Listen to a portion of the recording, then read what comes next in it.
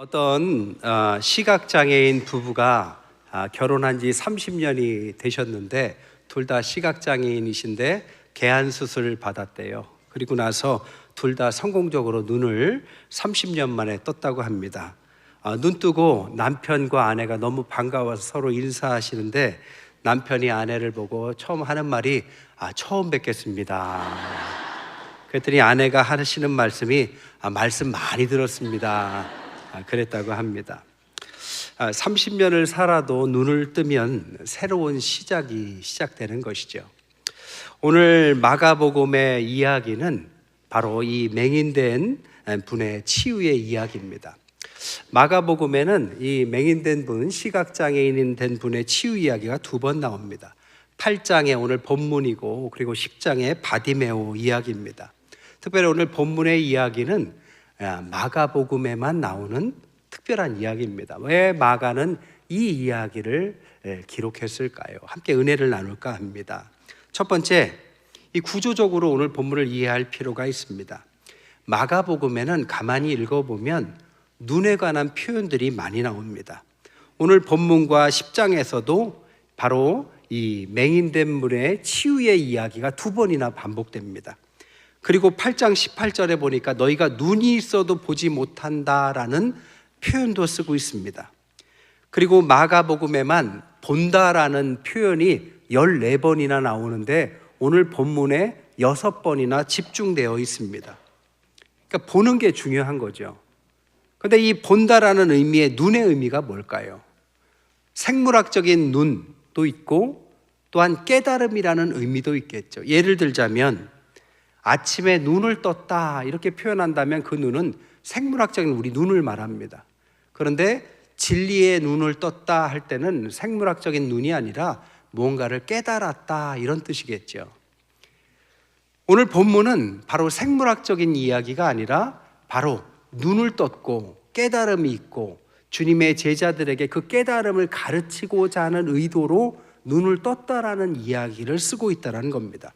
그 증거로 앞에 21절을 보면 바로 아직도 깨닫지 못하느냐 하면서 오늘의 이 시각장애인의 치유 이야기가 이어집니다. 오늘 본문에 끝나고 나서 27절부터 이어지는 이야기도 베드로가 무언가를 깨닫지 못하니까 주님께서 답답해 하시면서 제발 좀 깨달아라 하는 의미의 이야기가 이어집니다. 또한 마가복음은 몇 장까지 되어 있습니까? 마가복음은 16장까지 되어 있죠. 그런데 오늘 본문은 8장입니다. 재미있는 것은 이 8장을 중심으로 주제가 완전히 달라집니다. 1장부터 8장까지는 예수님의 능력과 기적을 중심으로 쓰여졌습니다. 그리고 오늘 이 이야기를 시두로 해서 9장부터 16장까지는 예수님의 순환 이야기로 전환이 돼요. 그러니까 주제가 완전히 바뀌는 거죠. 그 주제가 바뀌는 정중앙에 오늘 본문의 이야기가 위치하고 있다는 거죠. 여러분, 성경은 우연히 발생한 글이 아닙니다. 하나님께서 의도를 가지고 성령을 통하여 저자들이 하나님의 말씀을 대언하게 한 거죠. 그렇다면 오늘 8장에 이런 이야기를 쓰게 하신 이유도 분명히 있는 거죠. 항상 말이란 것은 위치와 의도가 같이 갑니다. 예를 들자면 누구누구 집사님은 참 신실해. 근데 항상 늦게 와 라고 얘기하는 것과 누구누구 집사님은 항상 예배에 늦게 와. 그러나 신실해. 똑같이 신실하고 늦게 온다는 이야기를 쓰지만 이거를 뒤집어 놓으면 완전히 다른 이야기가 되죠. 하나는 신실한 사람이라는 거고 하나는 늦게 온다라는 것을 강조하는 거죠. 저도 설교에 왜 굳이 이런 예화를 들까요?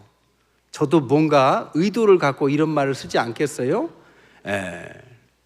항상 시작할 때와 마지막에 보면 가득 차 있습니다. 무언가가 변해가고 있는 거죠. 어쨌든 성경은 이런 의도를 가지고 오늘 8장의 이야기를 기록하고 있다는 것입니다. 또한 장면을 이해할 필요가 있어요. 오늘 배경은 벳세다라는 지역입니다. 여러분, 벳세다가 어디입니까? 어디서 많이 듣던 단어죠. 화 있을진저 고라시나 벳세다야. 그러니까 주님께서 기적을 행하고도 사람들이 깨닫지 못하는 가장 예수님을 불신하는 대표적 지역 두 군데가 있다면 벳세다와 고라신이었습니다. 그런데 그 중에 하나, 지금 벳세다에서 일어나는 거죠. 그래서 오늘 이 치유의 이야기도 23절에 보면 치유를 마을 벳세다 한 군데에서 하는 것이 아니라 한복판이라 아니라 마을 밖에서 행합니다. 그리고 나도 26절에 보면 치유가 다 일어나고 나서 다시 벳세다로 돌아가지 말 것을 권유하고 있어요. 그러니까 벳세다, 뭔가 하나님의 주님의 이적을 불신하는 이방의 대표적인 영적으로 안 좋은 지역, 이곳에서 오늘 이 기적의 치유 이야기가 일어납니다. 그런데 왜 이런 곳에 굳이 예수님은 치유의 이야기를 썼을까요? 특별히 본문은 8장에 있는 오늘 본문은 소경의 치유 이야기를 굳이 제자들을 데려다가 가장 이방의 중심이고 믿지 않는 곳으로 인도하셔서 보여주는 장면입니다. 그러니까 이것은 다 예수님의 의도가 포함되어 있다는 거죠. 또 하나 오늘 본문에는 특징이 있는데 그것은 예수님께서 이 맹인을 치유하는 과정이 한 번에 끝나지 않고 점진적으로 두 번의 단계를 거치고 있다는 것입니다. 23절, 24절에 보니까 눈에 침을 뱉으시고 안수를 하십니다. 그리고 이렇게 물으시죠. 무엇이 보이느냐? 그랬더니 이 벳세다의 맹인이 말하기를 사람들이 보입니다. 그러면 완전히 눈을 뜬 것 같아요. 그런데 또 뭐라고 얘기하냐면 나무 같은 것들이 걸어가는 것이 보입니다. 그러니까 사람이 나무처럼 보인다라는 거죠. 그러니까 보이긴 보여요. 사람 같아요.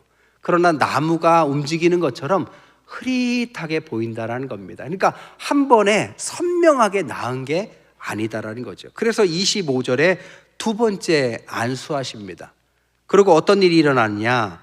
그가 주목하여 보더니 나아서 모든 것을 밝히 보는지라. 그러니까 첫 번째는 어찌 말하면 완벽한 성공은 아닙니다. 눈을 뜨긴 떴는데 흐릿하게 2단계를 거쳐서 완전히 선명하게 성공적으로 눈을 떴다라는 거죠. 그러니까 이 이야기는 바로 소경과 같은 제자들에게 지금 눈을 뜨는 단계를 여러 번 거치면서 점진적으로 눈을 뜬다라는 것을 가르치는 것이죠. 이후에 29절에 이제 비로소 제자들이 눈을 떴다라는 전제하에 너희들은 나를 누구라 하느냐라고 질문하고 있다는 것입니다. 여러분, 오늘 본문은 간단합니다. 몇 절 안 돼요. 그런데 오늘 본문이 의미하는 건 뭘까요? 첫 번째, 일반적으로 오늘 본문은 우리가 아는 것처럼 이 소경이라는 것은 우리가 죄 때문에 눈이 멀었다라는 것을 의미합니다. 그리고 우리 스스로 눈을 뜰 수 없기 때문에 주님께서 오셔서 그 어둠에 살아가는 그 사람을, 우리와 같은 사람을 눈을 뜨게 했다라는 것을 말해요. 그러니까 주님이 빛이시고 빛을 보게 하시는 분이다라는 것을 오늘 기적을 통해서 말씀하고 있는 거죠. 성경은 하나님을 빛의 비유를 많이 합니다. 창세기 1장에만 봐도 이 세상에는 창조 전에는 혼돈과 공허와 흑암으로 가득한 무질서하고 어렵고 어두운 세상이었지만 빛이 있으라로 세상의 시작을 알립니다. 이 빛이 주님의 빛을 말하는 거죠.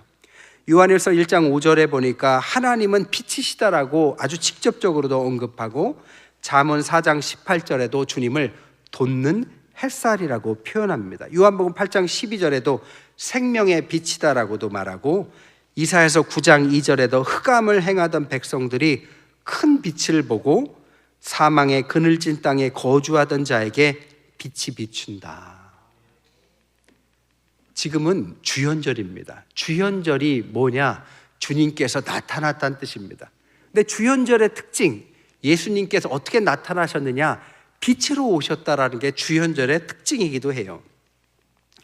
말라기에 보면 우리가 신유를 기대하며 기도할 때 치료하는 광선이 임하여 달라고 할 때 치료하는 광선, 이 빛도 주님의 빛을 의미하고 있습니다.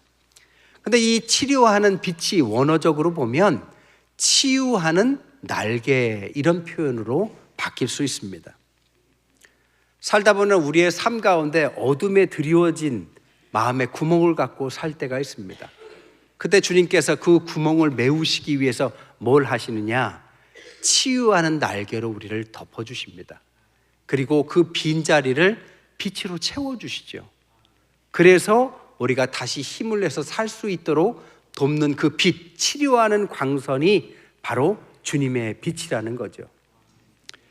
옛날에 프랑스에 있을 때 아프리카 선교사님이 자녀들하고 한번 방문했는데요, 한 1년간 안식년으로 거주하시는데 1년 만에 아이가 키가 30cm를 컸어요. 중학생인데 어느 날 보니까 정말 훤칠하게 커 있습니다. 그러니까 키가 한 번에 크면 골밀도가 떨어지고 허리가 아프기도 하고 그렇습니다. 걱정이 돼서 병원에 가서 아주 집중적으로 검사를 해봤어요. 그랬더니 골밀도가 촘촘하다라는 거예요. 그래서 어떻게 그렇게 골밀도가 촘촘하냐 했더니 그 선교사님이 이렇게 질문하니까 의사가 말하기를 어디서 왔냐? 아프리카에서 살다 왔다. 그랬더니 아프리카는 태양빛이 강렬하기 때문에 골밀도가 촘촘할 수 있다라고 말했습니다. 빛이라는 게 그런 거죠.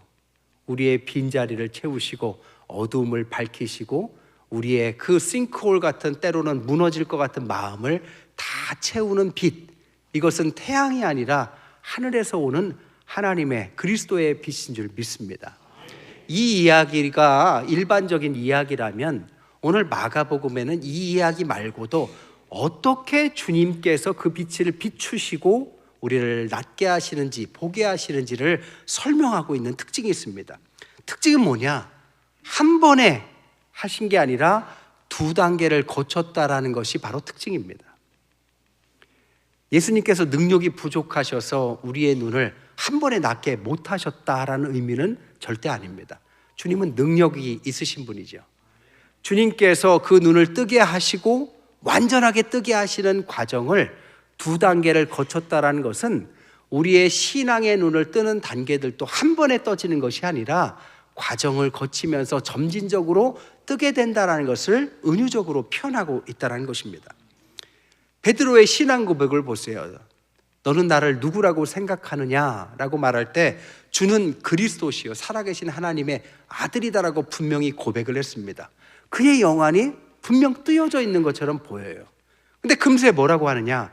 고난을 이야기하는 주님을 반대합니다. 십자가의 길은 가면 안 된다라고 말하고 주님한테 홍군형이 나죠. 그리고 나중에 주님께서 십자가를 달게 지려고 그 길로 갈 때 베드로는 주님을 3번이나 부인하고 도망을 칩니다. 베드로의 신앙은 가짜는 아니었지만 완전하지도 않았어요. 그러니까 눈을 뜨긴 떴습니다. 그래서 고백은 했어요.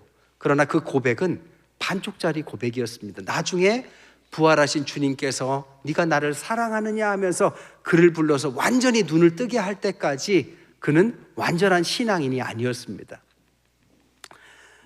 여러분, 아까도 말했어요. 마가복음은 의도를 가지고 쓰여졌습니다. 1장부터 8장까지의 내용은 능력의 주님, 이적의 주님, 그 주님을 우리에게 설명하고 있습니다.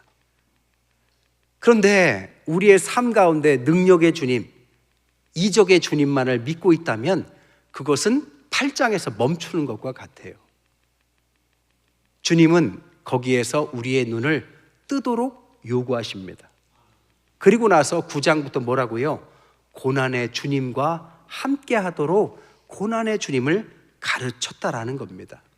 능력의 주님은 신앙은 신앙이지만 1단계에 해당해요. 그것은 흐릿하게 눈을 뜨는 신앙의 반쪽짜리 어린아이와 같은 신앙에 머물 가능성이 높습니다. 2단계까지 가야 합니다. 그것이 고난의 예수님을 만나는 것입니다.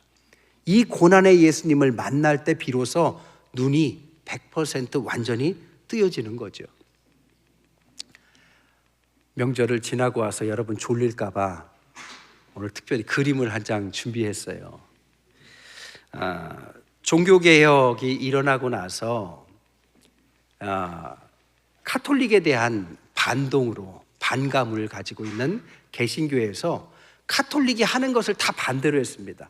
그래서 그 중에서 카톨릭이 하는 조각을 세우거나 아니면 성화를 그리는 것들도 다 반대해서 오늘날 성당에 가보십시오. 얼마나 많은 화려한 그림과 성상이 있습니까? 근데 개신교 예배당 우리만 보더라도 그런 게 거의 없고 있어봐야 십자가 정도 있죠. 이게 카톨릭에 대한 반동에서 나온 행동입니다. 그러나 여러분, 그것이 꼭 나쁜 것만은 아니에요. 그래서 카톨릭에 대한 반동이지만 이 성화의 중요성을 깨닫고 이 성화를 잘 그렸던 화가, 천재 화가가 하나가 있습니다. 그게 바로 누구냐면 렘브란트입니다. 렘브란트는 아마 한 번쯤은 다 들어보셨을 거예요. 탕자의 귀환이라든지 많은 성화를 남겼는데, 이 사람은 카톨릭 시대에 살았지만 이 종교개혁 정신을 갖고 그림을 그렸던 개신교적인 화가로 알려져 있습니다. 그 화가가 아주 천재 같은 실력인데 직업적으로 화가가 돼서 전업 화가가 돼서 화가를 시작한 게 몇 살이냐? 19살이라고 합니다. 19살이 돼서 첫 번째 그린 그림이 뭐냐? 한번 보여주시죠. 이게 바로 렘브란트가 전업 작가가 되어서 첫 번째 19살에 그린 그림입니다. 제목이 뭐냐면 스테반의 순교라는 그림입니다. 이 그림을 가만히 보면요, 우리는 잘 모르지만 전문가들의 분석에 의하면 카톨릭을 벗어나서 개신교적인 화풍을 드러냈다고 해요. 이게 무슨 소리냐? 카톨릭에서는 세 가지가 나옵니다. 하나는 하나님, 그리고 예수님, 그리고 천사. 이 세 가지 형상을 표현하는 걸 좋아했습니다. 그러나 그것을 포기하고 렘브란트는 하나님, 예수님, 그리고 천사가 보이지 않아요. 대신 뭘 그리느냐? 하나님과 주님을 대신하는 빛을 표현했습니다. 그러니까 하나님은 보이지 않지만 빛이 비춰요. 그래서 그림을 가만히 보면 환한 부분이 있고 어두운 부분이 있죠. 그래서 빛을 통해서 빛의 가운데 있는 사람들이 하나님의 빛을 쬐는 것이고, 그렇지 않은 사람들은 어두움에 있는 명암법을 통해서 이 개신교 작가의 특징을 드러냈습니다. 특별히 빛을 바라보면서 순교당하는 스테반입니다. 가만히 보면 가운데 돌을 든 사람 앞에 하늘을 바라보면서 순교당하기 직전에 스테반의 얼굴이 보여요. 그리고 그를 공격하려고 돌을 들고 아주 무서운 얼굴을 하고 있는 수많은 사람들이 있습니다. 이 그림을 렘브란트가 첫 번째 그림으로 그렸다는 거죠. 그러면서 이렇게 말했습니다. 순교가 되는 것은 고백에 있다. 고백과 순교는 동전의 양면이다. 고백 없는 순교는 맹목이고 순교 없는 고백은 말장난이다. 내가 그릴 모든 그림은 고백으로서의 작품이다 하면서 이 작품을 그렸다는 것입니다. 이 그림을 한번 가만히 보십시오. 보면은 빛을 향해서 얼굴을 향하고 있는 두 사람이 있습니다. 그게 누굴까요? 스테반, 그리고 저 뒤에 누군가가 잘 보이지는 않지만 자세히 보시면 저 뒤에 앉아있는 누군가가 얼굴을 빛을 향해서 돌리고 있어요. 여러분이 답답해 하실까봐 제가 그림을 확대해 봤어요. 그리고 누군지 모를까봐 동그라미도 쳐놨어요. 네. 앞에 있는 것은 스테반입니다. 그리고 저 뒤에 누굴까요? 스테반을 순교시킨 장본인 사도 바울입니다. 이 수많은 군중 중에 단 2명만이 빛을 향해 있습니다. 빛의 사람들이라는 거죠. 하나님을 알고 있다는 뜻입니다. 그러나 하늘을 향해서 빛을 향해서 얼굴을 향하고 있다고, 진짜 하나님을 향해서 얼굴을 향하고 있는 진짜 빛의 사람은 누구입니까? 둘 다라고 말할 수 없죠. 스테반만 바로 빛을 향해서 진짜 눈을 뜬 사람입니다. 뭘 보면 알 수 있느냐? 스테반은 주님과 같이 순교당하면서도 이 사람들을 용서하여 달라, 그들은 그들이 하는 잘못을 알지 못한다라고 주님을 따라서 살고 그 삶을 마감했습니다. 그러나 저 뒤에 있는 사도 바울은 빛을 향해 있지만 빛을 정확하게 본 그런 사람은 아닙니다, 이 당시에. 그래서 어떻게 표현됩니까? 보이지도 않을 정도로 흐릿한 얼굴의 형상으로 빛을 향하고 있긴 있지만 얼굴이 선명히 보이지 않아요. 그의 빛에 대한 신앙이 흐리다라는 것을 반증하는 거죠. 됐습니다. 여러분, 사도 바울도 신앙인입니다. 됐어요. 이제 꺼주셔도 돼요. 그러나 그 당시에 하나님을 모르지 않았지만 그가 100% 눈을 떴다라고 말하기에는 아직 때가 안 된 시기였습니다. 하나님을 알고 그래서 공격한 거죠. 눈을 떴습니다. 근데 아직 흐릿하게 눈을 뜬 상태입니다. 나중에 사도 바울도 눈을 떠요. 그리고 어떻게 합니까? 빛 가운데 눈이 멀었다가 다시 뜨는 장면이 다메섹에서 일어났죠. 바로 이런 모든 것들이 우리의 신앙을 설명하고 있다는 것입니다. 여러분, 오늘 본문이 뜻하는 것은 우리에 대한 이야기예요. 여러분, 마가복음은 8장으로 끝나지 않는다라는 것입니다. 그런데 우리가 신앙생활을 하다 보면 8장을 가지고만 신앙생활을 하는 사람들이 의외로 많다라는 것입니다. 우리 삶을 잘 되게 해달라고 기적을 바라고 능력을 바라고 또 그런 열정으로 주님을 믿으면 하나님이 병도 낫게 하시고 때로는 자녀들이 잘 풀리고 기도에 응답하셔서 성공하는 분들도 많습니다. 그러나 그것이 신앙의 전부라고 생각한다면 8장의 신앙으로는 해석할 수 없는 삶이 존재합니다.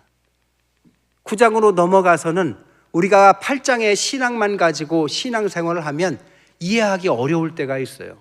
왜 내 삶에 하나님은 응답이 없는지, 왜 수많은 사람 중에서 나에게만 고난이 있는지, 왜 그 속에서 나는 눈물 지어 있는데 하나님은 응답하시지 않는지, 왜 나에게 질병이 있는지, 왜 내 삶은 실패했는지, 왜 아무도 나를 알아주지 않는지, 저 어둠 속에서 왜 혼자라고 느끼는지. 8장의 신앙으로만 우리의 신앙을 전부라고 생각하는 사람은 이때 설명할 수 없는 문제에 부딪힙니다. 그때 8장으로 끝난 사람들에게는 계속해서 질문이 원망으로 때로는 교회를 떠나게 만드는 계기도 만들죠. 그러나 마가복음은 뭐라고요? 16장까지 있다는 것입니다. 주님은 영광의 신앙, 능력의 신앙, 주님의 신앙 맞습니다. 그러나 한 걸음 더 나아가서 고난의 신앙, 십자가의 신앙도 주님의 신앙인 것입니다. 그 신앙을 배우지 못한 사람들에게 8장에 오늘 맹인의 눈을 뜨는 장면을 통하여 제자들에게 말하는 거죠. 8장의 신앙 가지고는 안 된다. 주님의 길을 따라올 수 없다. 그래서 눈을 떠라. 눈을 떠라. 고난 속에서도 나는 너를 버린 것이 아니고 고난 속에서 나는 너와 함께 할 것이고 이 고난을 잘 통과하면 흐릿한 눈들이 선명하게 떠질 것이고 반쪽짜리 신앙이 온전한 신앙으로 바뀔 테니 이제 비로소 눈을 떠라. 신앙의 사람들을 가만히 생각해 보세요. 욥은 동방에서 가장 성공했고 부유했고 자녀들도 많았습니다. 그의 욥의 초창기의 신앙을 전부라고 한다면 욥의 하반기에 신앙을 부딪혔을 때 그의 고난 속에서 욥은 좌절하고 끝이 났을 겁니다. 그러나 욥에게는 많은 고난이 닥쳐왔습니다. 자녀들에게도 또 가난도 질병도 아내도 그를 버렸습니다. 모든 사람들이 그를 떠났고 그는 나락에 떨어졌죠. 그렇다고 주님께서 욥을 버리셨습니까? 아니죠. 하나님은 욥을 만나주셨죠. 나중에 욥이 뭐라고 합니까? 내가 귀로만 들었던 하나님을 뭐로 보았다? 눈으로 보았다. 그러면서 자신의 삶을 정금과 같이 만들었다라고 신앙을 고백합니다. 모세는 하나님의 특별한 은혜로 왕궁에서 40년간 생활을 합니다. 왕궁 생활의 화려함 속에서도 그의 신앙은 분명했어요. 근데 왕궁에서의 그 화려한 영적으로 능력과 힘 있는 그것으로 이스라엘 백성을 이끌도록 하나님은 이끌지 않았습니다. 광야로 보내시죠. 그리고 똑같은 40년을 광야에서 가장 낮은 곳에서 인생의 소망이 끊어지고 손에는 지팡이 하나밖에 남지 않은 그 시간 동안에 고난, 광야의 시간을 겪게 하십니다. 그리고 나서 모세를 들어서 균형 잡힌 모세의 삶을 인도하시죠. 그리고 이스라엘 백성들을 인도하는 전무후무한 지도자로 만드십니다. 성경에서 모세가 죽을 때를 뭐라고 표현했느냐? 기력이 떨어지지 않고 그의 눈이 흐리지 않았다. 눈이라는 표현을 그때도 쓰고 있습니다. 다윗이 어렸을 때 골리앗을 이겼을 때 그 영광의 순간에 주님께서 이제 이때다라고 말씀하시지 않았습니다. 그리고 나서 왕으로 기름 부어 세우고 나서 광야를 이끌고 다니면서 사울 왕을 피해 다니는 고통의 시간을 허락하셨습니다. 그리고 눈물 짓고 미친 척하면서 목숨을 구걸하는 충분한 시간을 겪고 나서 비로소 왕의 자리로 앉힙니다. 그리고 나서 주님께서 뭐라고 하느냐? 이제 비로소 네가 내 마음에 합한 자가 되었다. 신앙의 위인들과 우리들도 다르지 않습니다. 여러분, 능력의 시간은 우리에게 유익합니다. 그러나 고난의 시간이 다가온다면 그것은 벌이 아닙니다. 그것은 영광의 신앙과 함께 균형 잡힌 온전한 신앙을 만들기 위한 주님의 선물인 것입니다. 이 두 가지를 다 합쳐야 마가복음이 16장으로 완성돼야 이 영광과 고난의 신앙이 합쳐지는 하모니가 갖춰질 때 비로소 주님의 백성이자 자녀가 된 것입니다.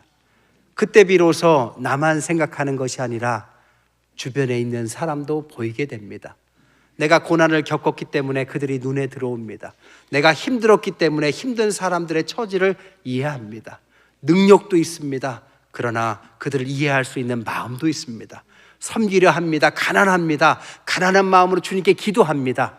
높아진 교만한 마음이 아니라 낮은 마음으로 하나님 앞에서 나아갈 수 있는 이 모든 것은 바로 9장부터 16장까지를 충분히 겪게 하신 하나님의 은혜, 그것을 겪은 사람들에 의해서 하나님은 그의 귀한 자녀들을 세우시고 일꾼 삼으셔서 새로운 장을 열으시는 줄 믿습니다. 말씀을 정리하겠습니다. 어떤 분이 그래요. 오늘이 무슨 날이냐? 우리의 남은 삶의 첫날이다. 앞에서 쪼꼬처럼 말씀드린 30만 만에 눈을 뜬 분들의 말씀처럼 주님을 진짜 만나고 나서 두 가지 눈이 활짝 뜨이고 나면 그때가 우리가 하나님께서 이끄실 첫날이 되는 것입니다. 이제 오늘이 2월 첫 주입니다. 2025년이 벌써 한 달이 지나고 명절을 잘 쉬게 하시고 새로운 출발하는 한 주입니다. 오늘 성찬을 받으시면서 주님께서 때로는 고난 가운데 우리를 두신 이유를 잘 보시고 하나님의 큰 뜻 가운데 진정한 영안을 뜨시는 저와 여러분 되시기를 주님의 이름으로 간절히 축원드립니다.